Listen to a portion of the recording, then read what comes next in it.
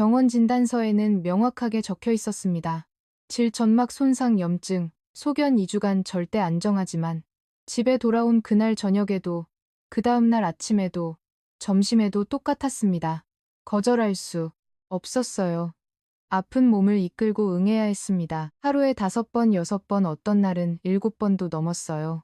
63세의 나이에 이런 고통을 겪을 줄은 몰랐습니다. 이게 사랑일까요? 아니면 통제일까요? 제 이름은 미나입니다. 올해 62살이에요. 5년 전 남편을 먼저 보냈습니다. 암이었어요. 투병 기간 내내 곁을 지켰고 그가 떠난 후에는 혼자 살아왔습니다. 아들은 결혼해서 서울에 있었어요. 1년에 한두 번 얼굴 보는 게 전부였어요.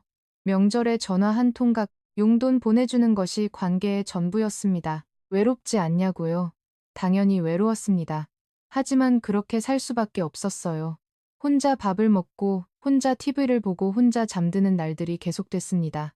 때로는 벽을 보며 한숨을 쉬기도 했어요. 그래도 버텼습니다. 제가 운영하는 미술학원이 있었으니까요.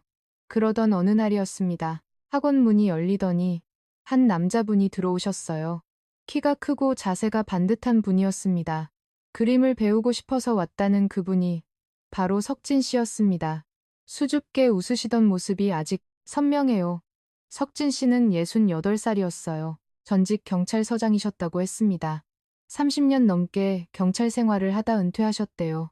평생 범죄자들과 싸우면서 살았는데 이제는 아름다운 것을 보고 싶어서 그림을 배우러 왔다는 설명이었어요. 그분의 눈빛에는 진심이 담겨 있었습니다. 처음 몇 주는 그저 수강생과 강사의 관계였습니다.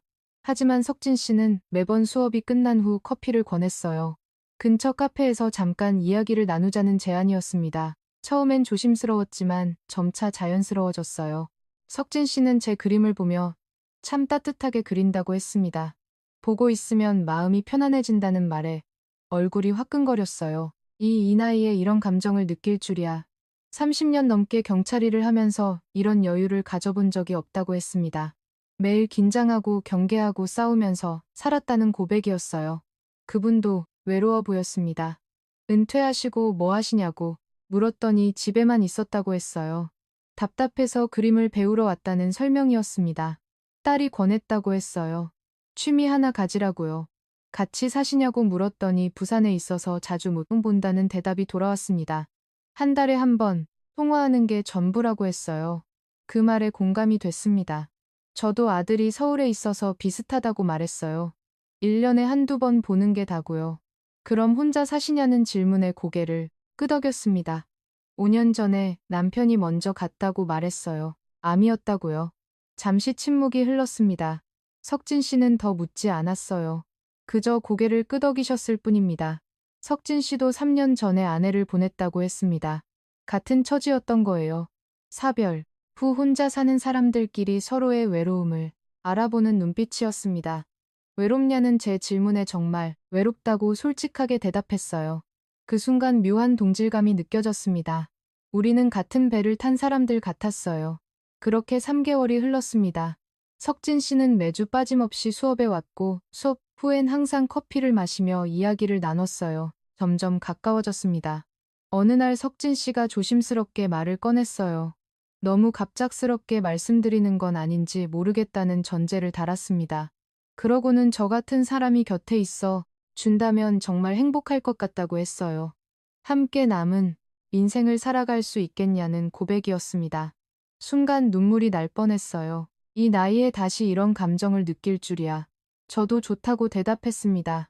함께하고 싶다고요. 그렇게 우리는 재혼했습니다. 석진 씨는 경찰서장 출신이라 연금도 넉넉했어요. 돈 걱정은 하지 말라고 했습니다. 자기가 다 책임질 테니까요. 학원 일도 힘들면 언제든 그만두라고 했어요. 이제 편하게 살면 된다는 말이었습니다. 그 말이 얼마나 고마웠는지 몰라요. 처음 3개월은 정말 행복했습니다.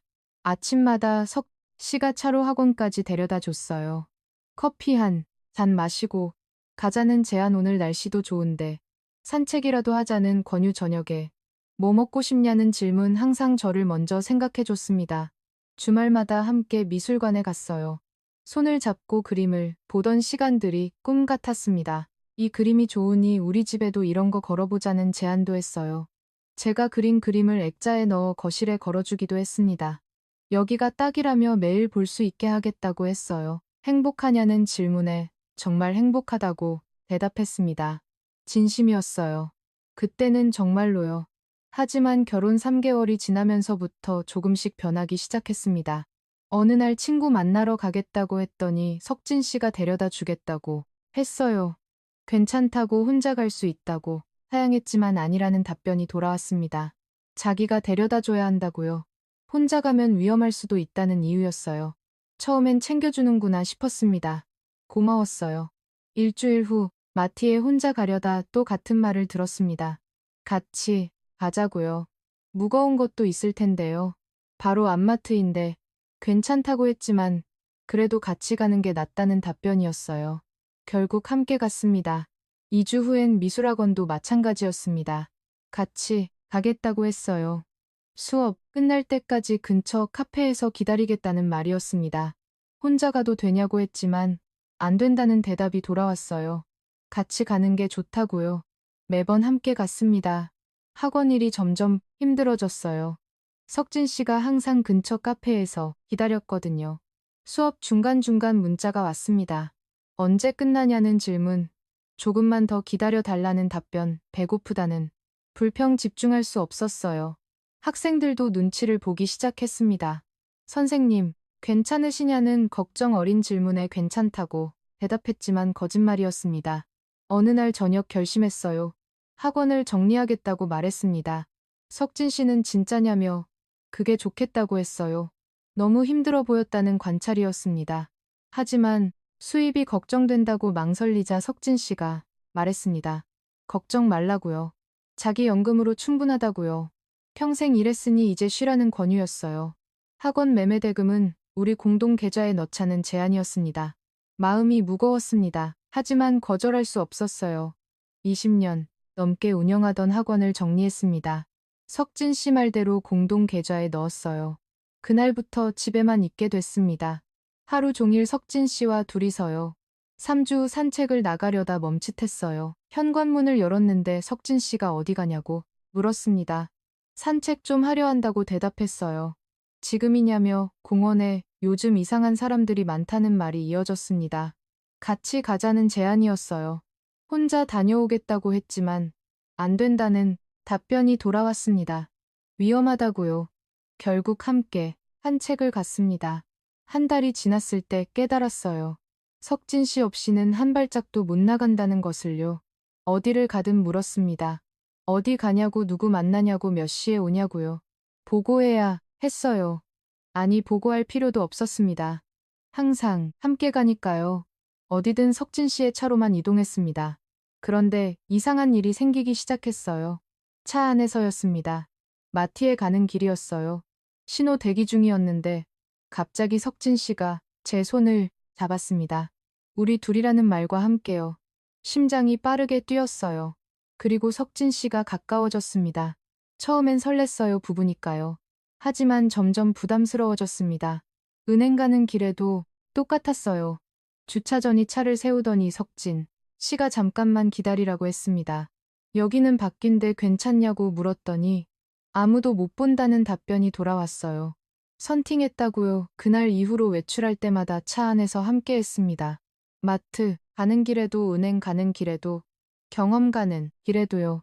처음엔 낯설었지만 익숙해졌어요. 아니, 익숙해져야 했습니다. 그런데 집에서도 마찬가지가 됐어요. 외출을 거의 안 하니까 하루 종일 집에만 둘이 있게 됐습니다. 아침에 일어나면 석진 씨가 불렀어요. 이리 오라고요. 일어나자마자였습니다. 아직 세수도 안 했는데 괜찮다며 이리 오라는 요구였어요. 아침 식사를 하고 설거지를 하려는데 또 불렀습니다. 잠깐만 오라고요. 오전이었어요. 빨래를 널다 말고 거실로 갔습니다. 점심을 먹고 TV를 보는데 또 이리 오라는 말이 들렸어요. 지금이냐고 되묻자 지금이라는 답변이었습니다. 점심시간이었어요. 오후에 책을 읽고 있는데 또 불렀어요. 할 일도 없는데 뭐 하냐는 질문이었습니다. 저녁 준비를 하려는데 뒤에서 안았습니다. 저녁 준비해야 한다고 말했지만 나중에 해도 된다는 대답이 돌아왔어요. 그리고 밤에 잠들기 전에도 당연히 함께 했습니다. 하루에 5번, 6번, 날은 7번도 넘었어요. 여러분 주변에는 이런 60대 후반 남성분이 계세요. 이게 정상인가요? 처음엔 건강한가 보다 생각했습니다. 하지만 점점 힘들어졌어요. 몸이 따라주지 않았습니다. 오늘은 좀 쉬고 싶다고 말했더니 왜 그러냐는 질문이 돌아왔어요. 어디 아프냐고요. 아픈 건 아닌데 좀 피곤하다고 대답했습니다. 조금만 하면 금방 끝난다는 설득이 이어졌어요. 거절할 수 없었습니다. 분위기가 싸늘해지거든요. 어느 날 밤 힘들어서 거절했어요. 오늘은 정말 안 될 것 같다고 미안하다고 말했습니다. 석진 씨의 표정이 굳었습니다. 그러냐며 일어나서 옷을 입더니 거실로 나갔어요. 1시간이 지나도 들어오지 않았습니다. 걱정돼서 나가 봤어요. 거실 소파에 혼자 앉아 술을 마시고 있었습니다. 석진 씨를 불렀더니 돌아보더니 물었습니다. 자기한테 문제가 있냐고요. 무슨 소리냐고 그런 게 아니라고 대답했어요. 그럼 왜 자꾸 거절하냐는 추궁이 이어졌습니다. 거절하는 게 아니라 몸이 좀 힘들어서 그렇다고 설명했어요. 부부인데 그런 것도 안 되면 어떻게 하냐는 반문이었습니다. 말문이 막혔습니다. 그날 밤 잠을 이룰 수 없었어요. 이불을 덮고 누워 있는데 생각이 많아졌습니다. 이게 정상인가 다른 부부들도 이렇게 사는 건가 나만 이상한 건가 확신할 수 없었어요. 하지만 한 가지는 확실했습니다. 너무 힘들다는 것, 괴롭다는 것, 석진 씨 없이는 한 발짝도 못 나가는 것, 집에만 있으니 하루 종일 둘이라는 것이도 때도 없이 요구받는다는 것, 거절하면 분위기가 싸늘해진다는 것 미칠 것 같았습니다. 하지만 어쩔 수 없었어요. 부부니까요, 사랑한다고 했으니까요. 그렇게 매일이 반복됐습니다. 아침, 점심, 저녁 어디든 함께, 차 안에서도 집에서도 거절할 수 없었어요. 창밖을 보며 생각했습니다. 언제까지 이렇게 살아야 하지? 하지만 대답은 나오지 않았어요. 그저 하루하루를 버티는 것, 그게 제가 할 수 있는 전부였습니다. 여러분도 혹시 이런 경험 있으신가요? 아, 사랑한다는 이유로 모든 걸 참아야 한다고 생각하신 적 저는 그때 몰랐습니다. 이건 사랑이 아니라는 걸 통제라는 걸요. 며칠이 지났습니다. 몸이 이상했어요. 아침에 일어나면 아랫배가 묵직하게 아팠습니다. 소화도 잘 안 됐어요. 밥을 먹어도 체하는 것 같았고 속이 더부룩했습니다. 온몸이 쑤셨어요. 어깨도 허리도 다리도요. 거울을 봤습니다. 얼굴이 헐쑥해져 있었어요. 눈 밑에 다크서클이 생겼고 피부도 칙칙했습니다. 이렇게 계속하면 내 몸이 먼저 망가질 것 같았어요. 병원에 가야 했습니다. 하지만 혼자 가고 싶었어요. 의사 선생님께 솔직하게 말하고 싶었습니다. 석진 씨 앞에서는 말할 수 없는 것들을요. 저녁 식사 시간이었습니다. 조심스럽게 말을 꺼냈어요. 병원 좀 가야 할 것 같다고요. 석진 씨가 수저를 놓으며 물었습니다. 어디가 아프냐고, 어느 병원에 가냐고요. 여자 문제라서 혼자 가보겠다고 대답했어요. 석진 씨의 표정이 굳었습니다. 부부인데 왜 숨기냐고 자기도 알아야 한다고 했어요. 숨기는 게 아니라 부인과는 좀 더 그렇다고 설명했지만 소용없었습니다. 아니라며 자기가 가야 한다고 했어요. 혼자 가도 괜찮다고 재차 말했지만 안 된다는 답변이었습니다. 같이 가자고요. 어조가 단호했어요. 더 이상 말할 수 없었습니다. 다음 날 아침 병원에 갔어요. 물론 석진 씨와 함께 했습니다. 차 안에서 계속 물었어요. 정확히 어디가 아프냐고요. 배가 아프고 소화도 안 된다고 대답했습니다. 언제부터냐는 질문에 며칠 전부터라고 했어요. 왜 진작 말 안 했냐는 추궁이 이어졌습니다. 그냥 괜찮아질 줄 알았다고 대답했어요. 다음부턴 바로 말하라고 알았냐고 물었습니다. 고개를 끄덕였어요. 병원에 도착했습니다. 접수를 하고 대기실에 앉았어요. 여기서 기다려달라고 금방 나올 거라고 말했습니다. 그런데 석진 씨가 자기도 들어가겠다고 했어요. 부인과인데 남편이 들어가면 안 되냐는 반문이었습니다. 주변 사람들의 시선이 느껴졌어요. 부끄러웠습니다. 이름이 호명됐어요. 진료실로 들어갔습니다. 석진 씨는 진료실 바로 앞자에 앉았어요. 여기서 기다리겠다고요. 진료실 문을 열고 들어가는데 손이 떨렸어요. 의사. 선생님이 어떻게 오셨냐고 물었습니다. 아랫배가 자꾸 아프고 소변 볼 때도 불편해서 왔다고 설명했어요. 생리는 언제 끝났냐는 질문에 5년 전쯤이라고 대답했습니다. 그럼 폐경이시네요. 의사 선생님의 말이었어요. 검사를 받았습니다. 정말 부끄러웠어요. 이 나이에 이런 검사를 받다니. 검사 후 다시 진료실에 앉았어요. 의사 선생님이 모니터를 보시면서 말씀하셨습니다. 질점막이 많이 얇아져 있고 골반 근육도 상당히 긴장되어 있다고 했어요. 그리고 여기 보시면 염증이 있다는 설명이었습니다. 화면에 빨간 부분이 보였어요. 염증이냐고 되물었습니다. 목소리가 떨렸어요. 그렇다고 했습니다. 질내부에 미세한 상처들이 여러 곳 보인다고요. 의사 선생님이 조심스럽게 물으셨어요. 혹시 부부 관계가 좀 잦은 편이냐고요. 얼굴이 화끈거렸어요. 어떻게 대답해야 할지 몰랐습니다. 편하게 말씀하시라고 했어요. 치료를 위해 필요한 질문이라고요. 숨을 깊게 들셨었습니다. 하루에 여러 번이라고 대답했어요. 의사 선생님이 고개를 끄덕이셨습니다. 폐경 후에는 여성 호르몬이 줄어들면서 질이 건조해지고 점막이 약해진다는 설명이 이어졌어요. 젊을 때처럼 회복도 안 되고요. 그 상태에서 자주 그것도 무리하게 관계를 하면 이렇게 염증이 생기고 상처가 날 수밖에 없다는 진단이었습니다. 가슴이 답답했어요. 환자분 나이가 62세니까 질벽도 많이 얇아진 상태라고 했습니다. 마치 종이처럼요. 그래서 조금만 자극이 가해도 쉽게 찢어지고 염증이 생긴다는 설명이었어요. 눈물이 날 것 같았습니다. 그럼 어떻게 해야 하냐고 물었어요. 일단 당분간은 관계를 피해야 한다고 했습니다. 최소 2주는 쉬어야 염증이 가라앉는다고요. 그리고 의사 선생님이 잠시 멈추시더니 말을 이으셨어요. 이 나이에 하루 여러 번은 솔직히 몸이 견디기 힘들다고 했습니다. 특히 폐경 여성분들은요. 남편분께 이 상황을 설명하시고 횟수를 좀 줄여야 한다는 권고였어요. 그게 안 되면 계속 이런 염증이 반복된다고 했습니다. 목이 맺어요. 남편한테 어떻게 말하지 줄여달라고 말하면 또 화낼 텐데 알겠다고 겨우 대답했습니다. 처방전을 드리겠다고 했어요. 항염증하고 질에 바르는 연고요. 그리고 근육 긴장, 풀어주는 약도 드린다고 했습니다. 염증이 심해서 항생제도 같이 드린다고요. 2주 후에 다시 와서 확인해야 한다는 당부였어요. 처방전을 받았습니다. 손이 떨렸어요. 진료실 문을 열고 나왔습니다. 석진 씨가 바로 일어났어요. 뭐라고 하던지 괜찮다고 하던지 물었습니다. 괜찮다고 대답했어요. 거짓말하지 말라고 했습니다. 표정이 이상하다고요. 진짜 괜찮다고 대답했어요.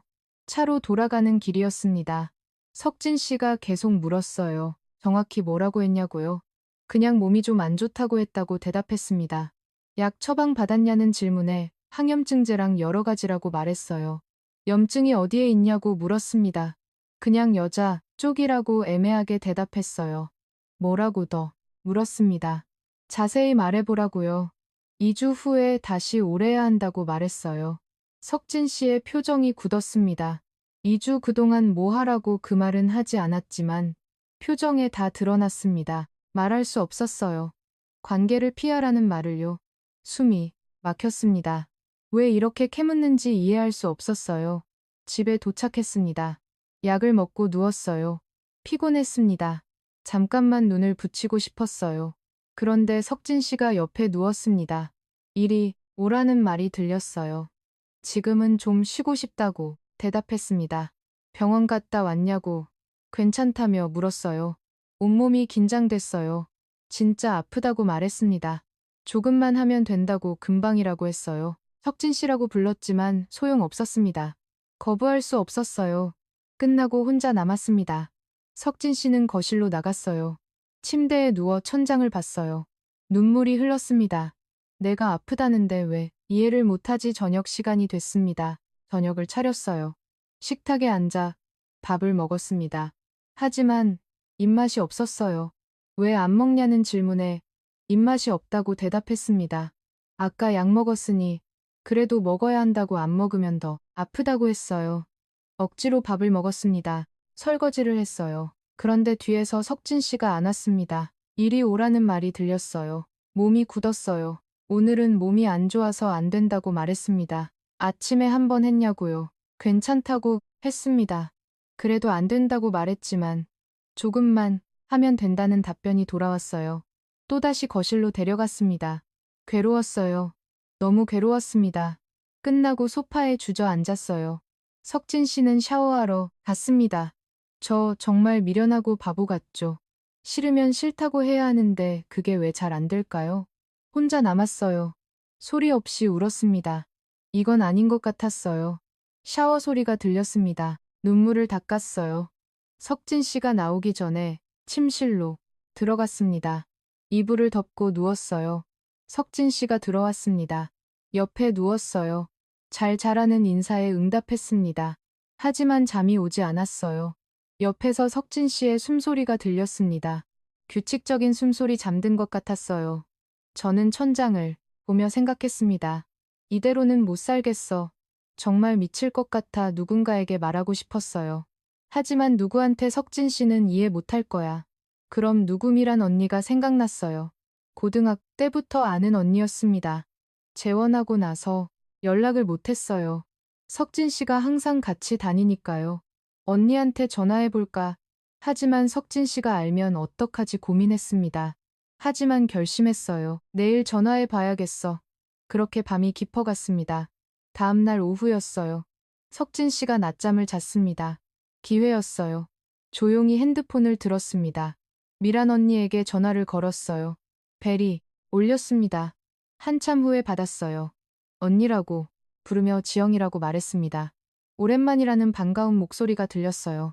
잘 지내냐는 질문에 목소리만 들어도 울컥했어요. 언니한테 좀 만나자고 했습니다. 언제 만나냐는 질문에 지금 괜찮냐고 물었어요. 잠깐만 기다리라는 답변이었습니다. 석진 씨가 자고 있는지 확인했어요. 다행히 자고 있었습니다. 내일 만날 수 있냐고 물었어요. 어디서 볼까 하는 질문에 옆 근처 카페라고 대답했습니다. 두 씨는 어떠냐고요? 그러자는 답변이 돌아왔어요. 무슨 일이냐는 질문에 만나서 얘기하겠다고 말했습니다. 알았다며 내일 보자는 인사였어요. 전화를 끊었습니다. 가슴이 두근거렸어요. 내일 언니를 만나면 다 얘기해야지. 이 답답함을 괴로움을요. 그때 뒤에서 목소리가 들렸습니다. 누구랑 통화했냐고요? 깜짝 놀라 돌아봤어요. 석진 씨가 서 있었습니다. 언제 일어난 거냐고 물었더니 친구라고 대답했습니다. 무슨 친구냐는 질문에 옛날에 아는 언니라고 말했어요. 뭐라고 했냐는 추궁에 그냥 안부 물어봤다고 대답했습니다. 언제 통화했냐고 물어서 방금이라고 했어요.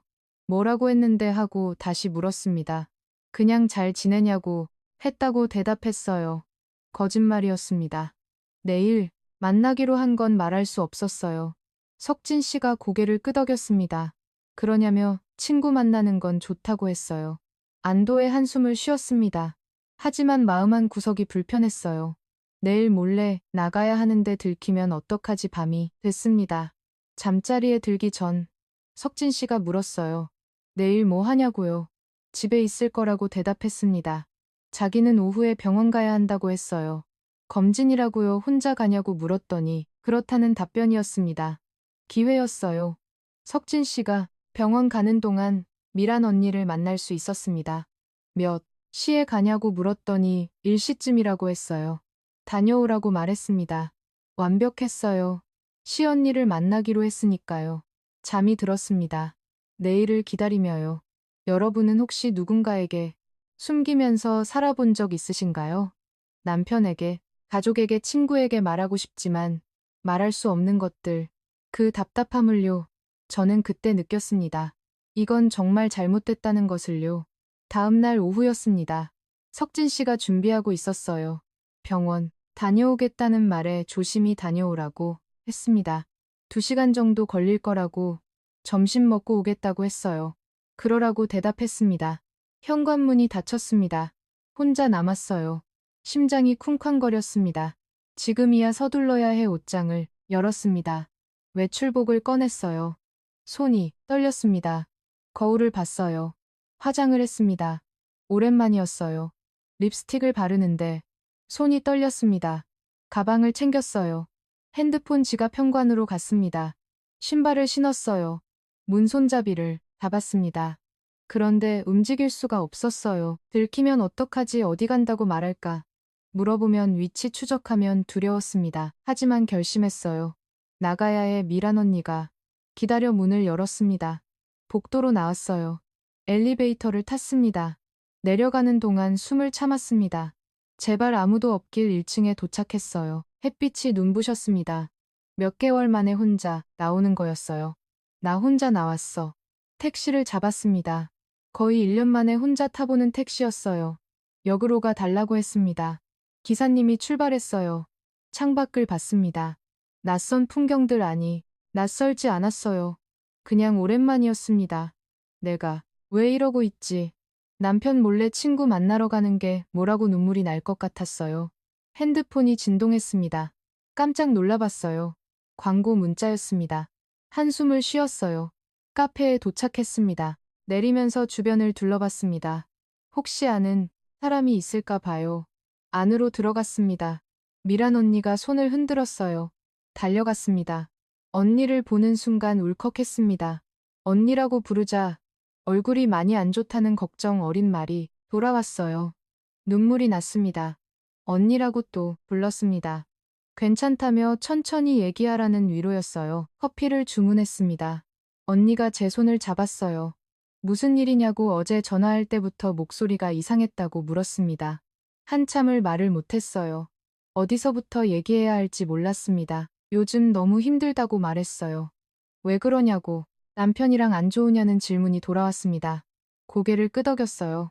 안 좋은 정도가 아니라고 미칠 것 같다고 말했습니다. 무슨 일이냐는 질문에 모든 걸 털어놓았습니다. 어디든 데려다 주고 데리러 온다고 했어요. 혼자는 한 발짝도 못 나간다고요. 친구 만나러 가는 것도 몰래 와야 한다고 말했습니다. 그리고 집에만 있으니까 하루 종일 둘이라고요. 아침, 점심, 저녁 시도 때도 없이 하루에 5번, 6, 어떤 날은 7번도 넘는다고 털어놨어요. 힘들어서 손으로도 해주고 그런다고요. 거절하면 분위기가 싸늘해진다고 말했습니다. 병원 갔는데 의사가 염증이랑 상처가 있다고 했어요. 2주간 쉬래요. 근데 남편한테 어떻게 말해요. 근데 그 말 듣고도 집에 와서 또 한다고 토로했습니다. 언니 나 너무 괴로워요. 정말 미칠 것 같아요. 말하다가 울음이 터졌습니다. 미란 언니가 휴지를 건넸어요. 표정이 굳어 있었습니다. 언니가 제 이름을 불렀습니다. 응답했어요. 그거 정상이 아니라고 했어요. 알아요. 그건 통제라고 사랑이 아니라 소유라고 말했습니다. 근데 어떻게 해요? 부부잖아요. 사랑한다고 하는데요. 그게 사랑이냐는 반문이었어요. 지금 감옥에 갇혀 사는 거라고 했습니다. 감옥. 그 단어가 가슴에 꽂혔습니다. 맞았어요. 감옥이었습니다. 나갈 수도 없고 거절할 수도 없고 숨 쉴 수도 없는 곳. 언니 말이 맞아요. 감옥이에요. 이혼해야 하는 거 아니냐는 질문이 이어졌습니다. 이혼 생각해 본 적 없었어요. 아니 생각하기 무서웠습니다. 이혼하면 또 혼자잖아요. 혼자 사는 게 낫다는 말이 돌아왔어요. 지금보다는요. 지금 행복하냐는 질문에 대답할 수 없었어요. 행복하지 않았으니까요. 그때 핸드폰이 울렸습니다. 석진 씨였어요. 심장이 멎는 줄 알았습니다. 어떻게 알았지? 병원 간다고 했는데 손이 떨렸어요. 미란, 언니와 눈이 마주쳤습니다. 받아야 한다고 했어요. 응답했습니다. 휴대폰을 들었어요. 전화를 받았습니다. 지금 어디냐는 차가운 목소리가 들렸어요. 집 근처라고 대답했습니다. 어디냐고 다시 물었어요. 정확히 어디냐고요. 산책 나왔다고 말했습니다. 거짓말하지 말라는 답변이 돌아왔어요. 어떻게 알지? 친구 만나러 왔다고 솔직하게 말했습니다. 어디냐는 질문에 주소를 보내라고 했어요. 왜냐고 물었더니 데리러 가겠다는 답변이었습니다. 혼자 갈 수 있다고 말했지만 안 된다고 했어요. 위치를 켜놓으라고요. 지금 당장이라고요. 병원은 안 가냐고 물었더니 이미 다녀왔다고 했습니다. 빨리 끝났다고요.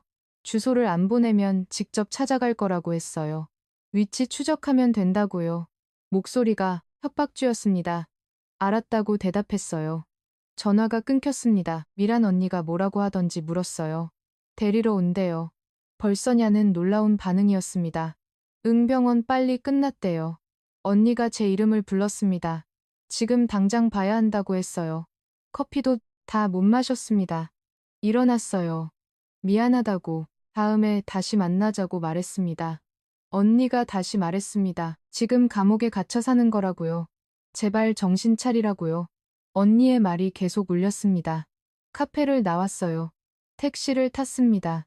집 근처 편의점 앞으로 달라고 했어요. 도착해서 주소를 보냈습니다. 10분 후 석진 씨의 차가 도착했어요. 편의점 앞에 서서 있었습니다. 팔짱을 끼고요. 가슴이 철렁했어요. 차에 탔습니다. 미안하다고 말했어요. 왜 주소를 안 보냈냐는 질문이 돌아왔습니다. 깜빡했다고 대답했어요. 거짓말하지 말라고 했습니다. 일부러 안 보낸 거 아니냐고요. 아니라고 말했습니다. 몰래 만나면 안 되는 거 아니냐는 추궁이었어요. 몰래가 아니라 그냥 친구 만난 거라고 변명했습니다. 그럼 왜 말 안 하고 나갔냐고 물었어요. 병원 간다고 해서라고 대답했습니다. 물어봤으면 데려다 줬다는 말이 이어졌습니다. 혼자 가고 싶었다고 솔직하게 말했어요. 왜냐고 같이 가면 안 되냐는 반문이었습니다. 대답할 수 없었어요. 침묵이 흘렀습니다. 집에 도착했어요. 현관문을 열고 들어갔습니다. 석진 씨가 뒤따라 들어왔어요. 말이 없었습니다. 무거운 공기가 흘렀어요. 더 무서웠습니다. 화를 내는 것보다요. 저녁 시간이 됐어요. 저녁을 차렸습니다. 식탁에 마주 앉았어요. 여전히 말이 없었습니다. 맛있게 먹으라고 했지만 반응이 없었어요. 밥을 먹었습니다. 하지만 목으로 넘어가지 않았어요. 감시하는 눈빛이었습니다. 더 무서웠어요. 화내는 것보다요. 3일째 되는 날이었습니다. 저녁을 먹고 설거지를 하는데 뒤에서 안았어요. 제 이름을 불렀습니다. 온몸이 굳었어요. 석진 씨를 불렀습니다. 화났냐고 물었더니 아니라는 답변이 돌아왔습니다. 그럼 괜찮냐고 물었어요. 거실로 데려갔습니다. 하지만 느낌이 달랐어요. 전보다 더 강했습니다. 더 오래 걸렸어요. 벌을 주는 건가 끝나고 혼자 남았습니다. 석진 씨는 샤워하러 갔어요. 소파에 앉아 울었습니다. 소리 없이 이건 사랑이 아니야. 미란 언니, 말이 맞아 이건 통제야 감옥이야. 이대로는 못 살겠어. 결심이 섰습니다. 하지만 어떻게 해야 할지 몰랐어요. 그저 한 가지만 확실했습니다. 헤어져야 해. 이건 아니야. 샤워 소리가 멈췄어요. 눈물을 닦았습니다. 침실로 들어갔어요. 이불을 덮고 누웠습니다. 석진 씨가 들어왔어요. 옆에 누웠습니다. 제 이름을 불렀습니다. 응답했어요. 화 풀렸냐는 질문이었습니다. 응이라고 대답했어요. 앞으로는 어디 가든 말하라고 했습니다. 알았냐고요? 응이라고 대답했습니다. 자기 없이 나가지 말라는 명령이었어요. 알았냐고 다시 물었습니다. 응이라고 대답했습니다. 하지만 마음속으로 다짐했습니다.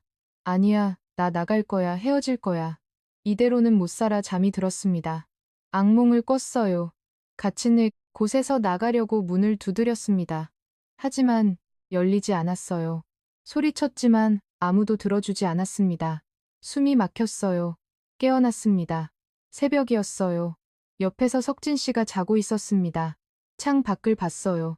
아직 어두웠습니다. 생각했어요. 어떻게 헤어지지 말을 꺼내야 해. 하지만 어떻게 두려웠습니다.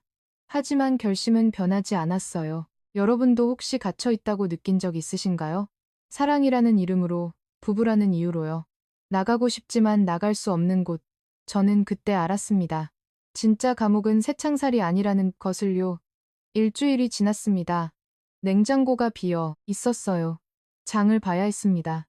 슈퍼 좀 다녀올게요. 석진 씨가 일어났어요. 자기가 데려다 주겠다고 했습니다. 바로 앞인데 괜찮다고 말했지만 그래도 같이 가자는 답변이었어요. 숨을 쉬었습니다. 결국 함께 나갔어요. 아파트, 단지 앞 슈퍼였습니다. 걸어서 3분 거리였어요. 하지만 혼자 갈 수 없었습니다. 슈퍼 입구에 도착했어요. 담배 피우고 오겠다고 천천히 보라고 했습니다. 석진 씨가 밖에 남았어요. 감시당하는 기분이었습니다. 슈퍼 안으로 들어갔어요. 장바구니를 들었습니다. 채소, 과일, 우유를 담았어요. 그때 뒤에서 목소리가 들렸습니다. 같은 아파트 동에 사는 이웃 아줌마였습니다. 인사를 나눴어요. 요즘 통 안 보이시더니 잘 지내셨냐는 질문이었습니다. 잘 지냈다고 대답했어요. 남편분이 은퇴하셨다며 같이 다니시나 보다는 말이 이어졌습니다. 그렇다고 대답했어요. 부럽다며 웃으셨습니다. 하지만 저는 웃을 수 없었어요. 자기 남편은 혼자 두고 매일 돌아다닌다고 했습니다. 친구들도 만나고 당구장도 가고요. 자기는 자기대로 요가도 다니고 친구들이랑 등산도 간다고 했어요. 그러시냐고 대답했습니다. 부부가 너무 붙어 있으면 답답하다는 말이었어요. 각자 시간도 가져야 한다고요. 아줌마의 말이 귀가를 맴돌았습니다. 각자 시간, 저에게는 없는 것이었어요. 취미생활, 안 하시냐는 질문에 요즘은 잘 안 한다고 대답했습니다. 아깝다고 했어요. 미술 선생님이셨다며 그림 그리시면 좋을 텐데요. 그렇다고 대답했습니다. 남편분이랑 매일 붙어 계시면 힘드시겠다는 말이 나왔어요. 부러워한다고 했었죠. 하지만 이젠 힘들다고 하네요. 다른 사람 눈에도 이상해 보이나 봅니다. 인사를 나누고 헤어졌습니다. 혼자 남았어요. 장바구니를 들고 멍하니 서 있었습니다. 부부가 너무 있으면 답답하다. 각자 시간을 가져야 한다. 다른 부부들은 다 그렇게 사는데 나는 왜 나만 이상한 건가? 아니면 우리 관계가 이상한 건가? 계산대로 갔습니다. 계산하면서도 계속 생각했어요. 나는 왜 혼자 못 다니지? 왜 슈퍼도 혼자 못 둬? 왜 친구도 몰래 만나야 하지? 이게 정상인가? 눈물이 날 것 같았습니다. 계산을 마쳤어요. 봉투를 들고 밖으로 나갔습니다. 석진 씨가 담배를 피우고 있었어요. 다 샀냐는 질문에 응답했습니다. 오래 걸렸다고 했어요. 이웃을 만나서 그랬다고 말했습니다. 무슨 이웃이냐고 물었어요. 같은 동에 사시는 분이라고 대답했습니다. 뭐라고 하던데 하며 물었어요. 그냥 잘 지내냐고 했다고 말했습니다. 오래 얘기하던데 하는 말에 별거 아니라고 대답했어요. 집으로 걸어갔습니다. 석진 씨가 봉투를 들어줬어요. 무겁다며 자기가 들겠다고 했습니다. 괜찮다고 했지만 자기가 들겠다는 고집이었어요. 집에 도착했습니다. 점심을 차렸어요. 식탁에 마주 앉았습니다. 맛있게 먹으라는 말에 응답했어요. 밥을 먹었습니다. 하지만 아줌마의 말이 계속 맴돌았습니다. 각자 시간을 가져야 한다. 부부가 너무 붙어 있으면 답답하다. 식사를 마쳤어요. 설거지를 했습니다. 그런데 뒤에서 석진 씨가 안 왔어요. 제 이름을 불렀습니다. 심장이 빨리 뛰었어요. 긴장했습니다. 설거지 끝내고 가겠다고 말했지만 지금 오라고 했어요. 물이 나와 있다고요. 잠깐만이면 된다고요. 거실로 데려갔습니다. 소파에 앉았어요. 하지만 제 마음은 다른 곳에 있었습니다. 이건 사랑이 아니야. 이건 통제야. 소유함이란 언니 말이 맞아 끝났습니다. 석진 씨는 샤워하러 갔어요. 저는 소파에 앉아 있었습니다. 창밖을 봤어요. 아이들이 놀고 있었습니다. 자유롭게 뛰어다니는 모습이 부러웠어요. 나도 저렇게 자유롭고 싶어. 혼자 걷고 싶어. 혼자 버스 타고 싶어. 친구 만나고 싶어. 그림 그리고 살고 싶어. 눈물이 흘렀습니다. 소리 없이 울었어요. 너무 괴로워. 정말 미칠 것 같아.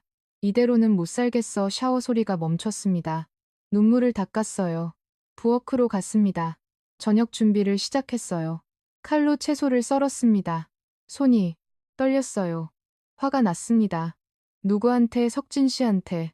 아니면 나한테. 이렇게 참고 있는 나한테 칼을 세게 내리쳤어요. 도마 위에서 소리가 났습니다.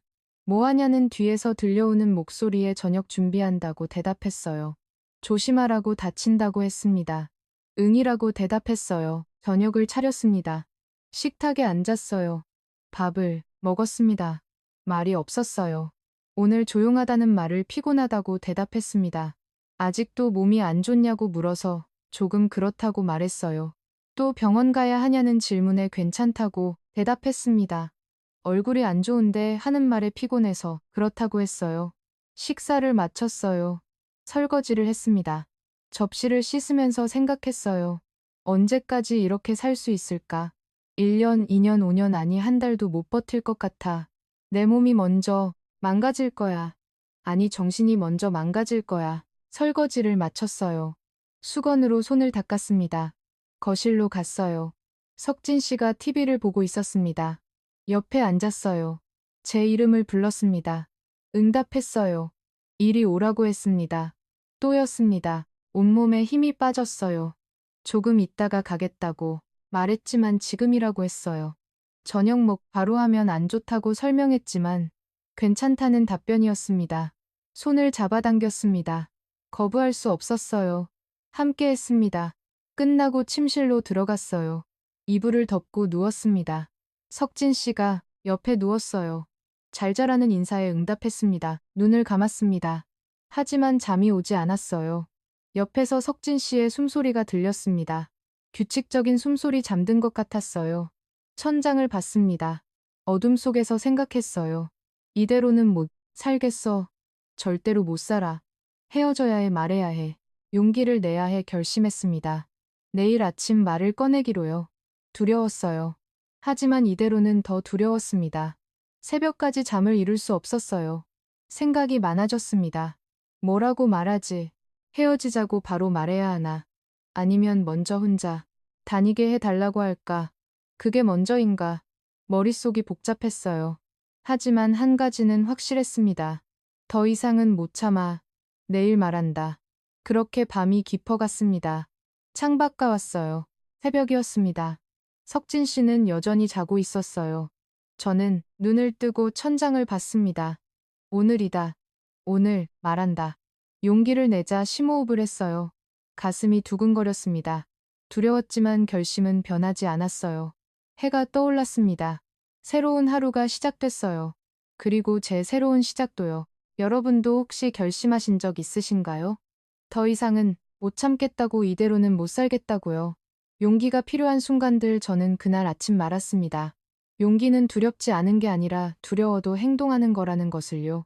아침이 밝았습니다. 석진 씨가 먼저 일어났어요. 저도 일어났습니다. 세수를 하고 부엌으로 갔어요. 아침을 차렸습니다. 손이 떨렸어요. 오늘 말한다. 용기를 내자 식탁에 앉았습니다. 석진 씨가 나왔어요. 잘 잤냐는 질문에 응답했습니다. 밥을 먹었습니다. 입맛이 없었어요. 하지만 억지로 먹었습니다. 한참을 먹다가 수저를 내려놓았어요. 석진 씨를 불렀습니다. 응답이 돌아왔어요. 할 말이 있다고 했습니다. 석진 씨가 저를 봤습니다. 뭐냐고 물었어요. 심호흡을 했습니다. 혼자 다닐 수 있게 해달라고 말했어요. 석진 씨가 수저를 놓았습니다. 왜 갑자기냐는 질문이었어요. 갑자기가 아니라고 계속 생각했다고 대답했습니다. 무슨 말이냐고 물었어요. 친구도 혼자 만나고 마트도 혼자 가고 싶다고 말했습니다. 내 발로 걷고 싶다고요. 석진 씨의 표정이 굳었습니다. 위험하다고 했어요. 위험해도 괜찮다고 대답했습니다. 안 괜찮다는 반박이었어요. 무슨 일 생기면 어떻게 하냐고요. 부부인데 자기가 지켜줘야 한다고 했습니다. 지킴이 필요 없다고 말했어요. 제 이름을 부르는 목소리가 높아졌습니다. 자유롭고 싶다고 말했어요. 석진 씨가 놀란 표정을 지었습니다. 조용히 말했어요. 석진 씨 없이도 괜찮았다고요. 그게 무슨 말이냐는 질문이 돌아왔습니다. 같이 살 수 없을 것 같다고 말했어요. 침묵이 흘렀습니다. 긴 침묵이었어요. 석진 씨의 얼굴이 하얗게 질렸습니다. 자기가 뭘 잘못했냐고 물었어요. 잘못이 아니라고 대답했습니다. 그럼 뭐냐고 물었어요. 왜냐고요? 너무 괴롭다고 말했습니다. 뭐가 괴로운데 하는 질문에 통제받는 게 너무 힘들다고 대답했어요. 통제라는 말에 반응했습니다. 사랑해서 챙기는 건데 그게 문제냐는 반문이었어요. 그게 사랑이 아니라고 말했습니다. 시도 때도 없이 요구받는 것도 힘들다고요.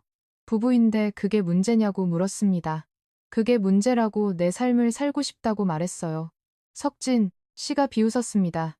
내 삶이라고요. 돈은 누가 버냐고 물었어요. 가슴이 철렁했습니다. 학원도 접었다고 누구 돈으로 사는데 하는 말이었어요. 자기 연금으로 먹고 사는 주제라는 말이 이어졌습니다. 눈물이 났습니다. 학원 정리한 돈은 내 돈이라고 말했어요. 그거 공동 계좌에 넣었다는 답변이었습니다. 이혼하면 그것만 가져갈 거냐고 물었어요. 두려웠습니다. 정말 혼자 살 수 있을까 하지만 그래도 떠나고 싶었어요. 거절하면 분위기 싸늘해지는 것 힘들다고 말했습니다. 혼자 한 발짝도 못 나가는 것도 힘들다고요. 위험하니까 그러는 거라는 답변이 돌아왔어요. 위험한 게 아니라 통제라고 말했습니다. 그건 경찰 생활할 때 직업병이라고 했어요. 목소리가 떨렸습니다. 미칠 것 같다고 정말로라고 말했어요. 석진 씨가 일어났습니다. 거실로 갔어요. 저도 따라갔습니다. 석진 씨를 불렀어요. 혼자 있고 싶다는 답변이었습니다. 얘기 좀 하자고 했지만 지금은 안 된다고 했어요. 그날 하루 종일 말이 없었습니다. 저녁도 각자 먹었어요. 밤이 됐습니다. 잠자리에 들었지만 석진 씨는 거실에 있었어요. 며칠이 그렇게 지났습니다. 냉전이었어요. 말이 없었습니다. 하지만 이상한 일이 생겼어요. 화장실에 갈 때도 석진 씨가 따라왔습니다. 어디 가냐고 빨리 오라고요. 감시였어요. 잠 잘 때도 꼭 안 왔습니다. 숨이 막혔어요. 석진 씨를 불렀습니다. 덥다고 말했지만 괜찮다는 답변이었어요. 이렇게 있겠다고요. 도망갈까봐 감시하는 것 같았습니다. 정말 미칠 것 같았어요. 3일째 되는 날 아침이었습니다. 또 식탁에 앉았어요. 석진 씨가 제 이름을 불렀습니다. 응답했어요. 자기가 뭘 잘못했냐고 물었습니다. 말해보라고 고치겠다고요. 잘못이 아니라고 대답했습니다. 그럼 왜 싫어진 거냐는 질문이었어요. 싫어하는 게 아니라 숨이 막힌다고 말했습니다. 자기가 숨 막히게 하냐는 반문에 응답했어요. 사랑해서 그런 건데 하는 말에 사랑은 이런 게 아니라고 대답했습니다. 그럼 사랑이 뭐냐고 물었어요. 대답할 수 없었습니다. 하지만 한 가지는 확실했어요. 이건 사랑이 아니라는 것 5일째 되는 날이었습니다. 석 씨가 다시 생각해보라고 말했어요. 이미 생각 다 했다고 대답했습니다. 정말 헤어질 거냐고 물었어요. 응답했습니다. 너무 힘들다고요. 자기도 힘들다는 말이 돌아왔어요. 근데 왜 헤어지려고 하냐고요. 그래야 살 수 있을 것 같아서라고 대답했습니다. 같이 있으면 못 사냐는 질문에 응답했어요. 미안하지만요. 석진 씨가 고개를 떨어뜨렸습니다. 일주일째 되는 날이었어요. 아침 식탁에서 석진 씨가 물었습니다. 정말 마음 안 바뀌냐고요. 응답했습니다. 정말이라고요. 긴 침묵이 흘렀어요. 알았다는 답변이 돌아왔습니다. 이혼하자고요. 정말이냐고 되물었습니다. 응답이 돌아왔어요. 자기가 그렇게 힘들면 미안하다고요. 저도 미안하다고 말했습니다. 짧은 대화였지만 그것으로 충분했습니다. 그날부터 끝을 향해 갔어요. 한 달이 지났습니다. 서류에 사인했습니다. 석진 씨도 사인했어요. 말없이 일어나 나가는 뒷모습을 봤습니다. 끝났구나. 드디어요. 다시 혼자가 됐습니다. 이상한 기분이었어요. 슬프지 않았습니다. 후회도 없었어요. 오히려 홀가분했습니다. 아들에게 전화했어요. 엄마 이혼했다고 말했습니다. 괜찮냐는 질문에 괜찮다고 대답했어요. 왜 그러냐는 질문에 살 수가 없더라고 말했습니다. 자세한 얘기는 나중에 하겠다고요. 필요한 거 있으면 말하라는 아들의 말에 고맙 말라고 대답했어요. 짧은 통화였습니다. 더 이상 설명하고 싶지 않았어요. 이건 제 선택이었으니까요. 짐을 쌌어요. 옷가방 하나, 화구 상자 하나요. 석진 씨가 사준 물건들은 모두 두고 왔습니다. 이제 내 것만 챙기면 돼요. 택시를 불렀어요. 오피스텔로 이동했습니다. 원룸이었어요. 작았습니다. 하지만 온전히 제 공간이었어요. 열쇠를 받았습니다. 문을 열고 들어갔어요. 텅 비어 있었습니다. 침대도 없었어요. 책상도 없었습니다. 바닥에 이불을 깔았어요. 누웠습니다. 처음으로 혼자인 밤이었어요. 무섭지 않았습니다. 오히려 편안했어요. 창문을 열었습니다. 바람이 들어왔어요. 이게 바람이구나. 이게 자유구나. 몇 개월 만에 느끼는 것. 울다가 웃다가 했습니다. 행복했어요. 정말로요. 다음날 아침 눈을 떴습니다. 어디 가냐고 묻는 사람이 없었어요. 누구 만나냐고 추궁하는 사람도 없었습니다. 마음대로 일어나도 됐어요. 커피를 내렸습니다. 창 밖을 내다봤어요. 오늘 뭐 하지 뭐든 할 수 있어요. 마트에 가기로 했습니다. 혼자서요. 옷을 입었어요. 설렜습니다. 가방을 챙겼어요.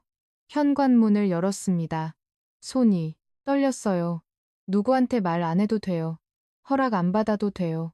1층 로비를 나섰습니다. 나 혼자 나왔어. 내 발로요. 눈물이 났어요. 행복한 눈물이었습니다. 버스 정류장까지 걸었어요. 거의 1년 만에 타보는 버스였습니다. 교통카드를 꺼냈어요. 찍었습니다. 비크 소리가 반가웠습니다. 창가 자리에 앉았어요. 창밖을 봤습니다. 풍경이 지나갔어요. 눈물이 흘렀습니다. 이게 자유구나. 이게 내 삶이구나. 옆에 할머니가 걱정스럽게 봤어요. 괜찮냐고 물었습니다. 그렇다고 대답했어요. 왜 우냐는 질문에 너무 좋아서라고 너무 행복해서라고 말했습니다.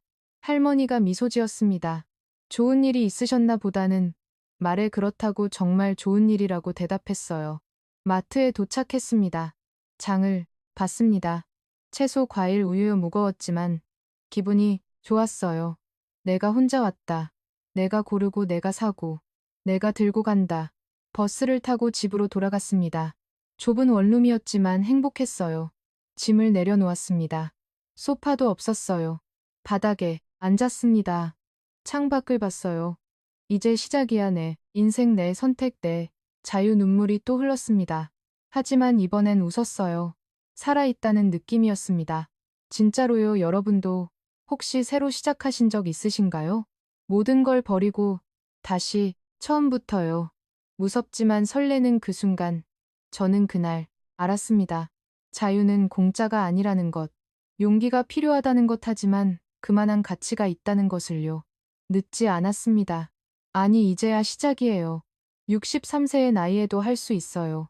진짜 제 삶이 제 선택이 지금부터 시작입니다. 여러분도 시작하세요. 당신이 가장 소중합니다.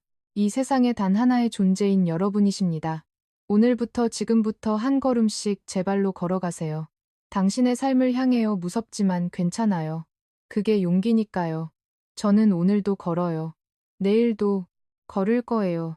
사랑은 떠났지만 저는 여전히 저로 남았습니다. 아니, 더 강해졌어요. 외로움 속에서 깨달았어요. 끝까지 나를 지켜줄 사람은 결국 나였다는 것을요. 이제 저는 미나로 살아갑니다. 누구의 아내가 아닌 저 자신의 이름으로요. 이 여정은 결국 나를 알아가는 길이었습니다. 이 이야기는 사랑이라는 이름으로 포장된 통제와 소유의 그림자를 보여줍니다. 진짜 사랑은 상대를 붙잡는 것이 아니라 함께 걸을 수 있게 해주는 자유 속에 있습니다.